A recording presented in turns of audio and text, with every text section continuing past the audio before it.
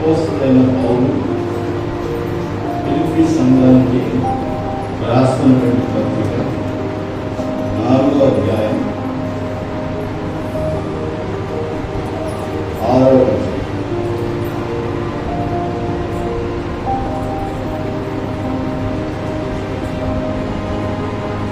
దేని గురించి చింతపడకుడి గాని ప్రతి విషయంలోనూ ప్రార్థన విజ్ఞాపనల చేత కృతజ్ఞతాపూర్వకంగా మీ విన్నపములు దేవునికి తెలియజేయండి. ఈ రాత్రికాల సమయంలో చిన్న మందిగా చేరిన మనకు దేవుని కృప, ఆయన సహాయము అనుగ్రహించి మనల్ని ఆయన బలపరిచి ఆయన రాకడ వరకు మనం భద్రపరుచుకున్నాడు. అపోస్తలుడైన పౌలు ఎన్నో పత్రికలు రాశారు. ఆ పత్రికలో ఫిలిప్పీకి రాసిన పత్రిక చాలా ప్రాముఖ్యమైంది. ఈ పత్రికలో చాలా విషయాలు మనం నేర్చుకోవాల్సి ఉన్నాయి. ఈ 4వ అధ్యాయంలో ప్రార్థన గురించి చక్కటి విషయాన్ని ప్రస్తావించాం.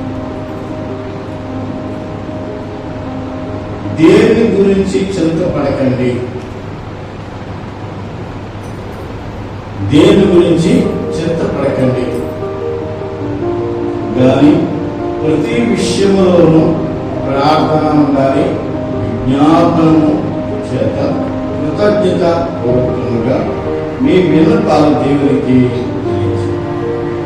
ఒకటి ప్రార్థన, రెండోది విజ్ఞాపన, మూడోది కృతజ్ఞత, నాలుగోది దేవునికి కనుక సమస్యలు అనేవి లోకంలో వస్తాయని ప్రభువు చెప్పారు. లోకంలో మీకు శ్రమ కలుగును, ఆయనను ధైర్యం తెచ్చుకోండి. కనుక లోకంలో ఉన్నాము కనుక శ్రమలు, కష్టాలు, బాధలు, ఇరుకులు, ఇబ్బందులు, అనారోగ్యాలు, ఆర్థిక సమస్యలు, ఇలా ఎన్నో మనకు వస్తూ ఉంటాయి. లోకం సముద్రంలో ప్రయాణించే నావికులకు సుడిగుండాలు, తుఫాన్లు ఏ రీతిగా ఎదురవుతూ ఉంటాయో ఈ లోకం అనే సముద్రంలో మనం ఉన్నాం కనుక, జీవిస్తున్నాం కనుక మనకి కూడా ఆటుపోటులాగా ఆర్థికపరమైన ఇబ్బందులు, సమస్యలు, శోధనలు, కష్టాలు, నష్టాలు ఇవన్నీ వస్తాయి. వచ్చినప్పుడు మీరు కృంగిపోకండి, వచ్చినప్పుడు దిగులు పడకండి, వచ్చినప్పుడు భయపడకండి. అందుకని ప్రభు చెప్పాడు, నేను లోకాన్ని జయించాను కనుక నేను వీటి గుండా వెళ్ళాను.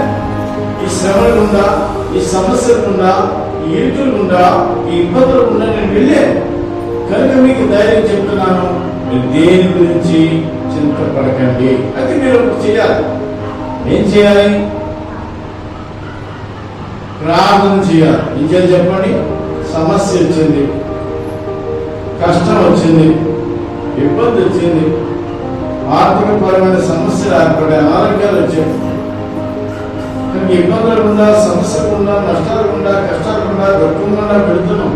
అప్పుడు కంగారు పడిపోకూడదు, భయపడకూడదు. ఎందుకంటే మన ప్రభు మనతో ఉన్నాడు, వాగ్దానం చేశాడు, నేను మీతో ఉంటాను, మనతో ఉంటానన్న ప్రభు మనతో ఉన్నాడు కనుక నువ్వేం చేయాలి? దేవునికి ప్రార్థన చేయాలి. ఎంతమంది ప్రార్థన చేస్తున్నారు? ఆపద వచ్చినప్పుడు, కష్టం వచ్చినప్పుడు, సమస్య వచ్చినప్పుడు కృంగిపోకుండా, భయపడిపోకుండా, దిగులు పడకుండా ప్రార్థన చేయాలని బైబిల్ గ్రంథం సెలవిస్తుంది. సమస్య వచ్చినప్పుడు మనం ఏం చేయాలి? ప్రార్థన చేయాలి. రెండోది ఏం చేయాలంటే విజ్ఞాపనం చేయాలి. ఏం చేయాలి? విజ్ఞాపనం చేయాలి. విన్నపించుకోవాలి దేవుడికి వినయంతో. యేసు క్రీస్తు ప్రభువు వారు ఈ లోకంలో ముందుగా మనకి పాఠం నేర్పాడు. ప్రతి ఒక్కరు ఆయన అనుభవంతో, అనుభవాలు కూడా వెళ్ళాడు కనుక ఆ గర్వాన్ని మనకు ఆటంగా అలాగా రాసిన పత్రిక 5వ అధ్యాయం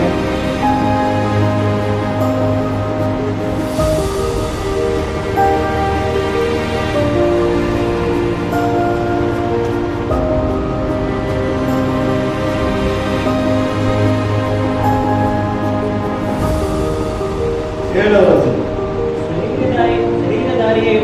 శరీరధారి అయి ఉన్న దినములలో మహారోధముతోను కన్యలతోను నుండి రక్షింపగలవానికి ప్రార్థనలు యాచనలు సమర్పించి భయభక్తులు కలిగి ఉన్నందున ఆయన అంగీకరించబడ్డాడు. యేసుక్రీస్తు ప్రభువారు శరీరధారి అయి ఉన్న దినములలో ఆయనకు కూడా వచ్చినటువంటి శ్రమను బట్టి, ఇరుకులను బట్టి, ఇబ్బందులు బట్టి, కష్టాలను బట్టి ఆయన ఏం చేశాడు? ప్రార్థన చేశాడు. కానీ మనకి లోకంలో శ్రమ కలుగునైనా ధైర్యం తెచ్చుకున్నాను యేసుక్రీస్తు ప్రభువారు. శ్రమలు రాకుండా ఉండవు, శ్రమలు వస్తాయి. అపోస్తల కార్యాలు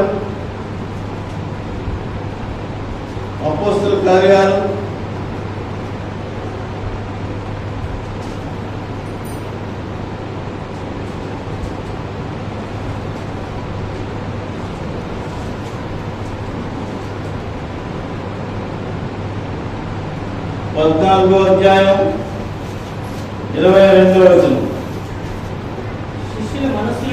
శిష్యుల మనస్సులను దృఢపరిచి విశ్వాసమును నిలకడగా ఉండవాలనియు అనేక శ్రమలను అనుభవించి మనము దేవుని రాజ్యములో ప్రవేశింపవలననియు వారిని హెచ్చరించింది. శ్రమ లేకుండా, కష్టం లేకుండా పరలోక రాజ్యం యేసుక్రీస్తు ప్రభువారు నీకు ఊరికే ఇవ్వడు.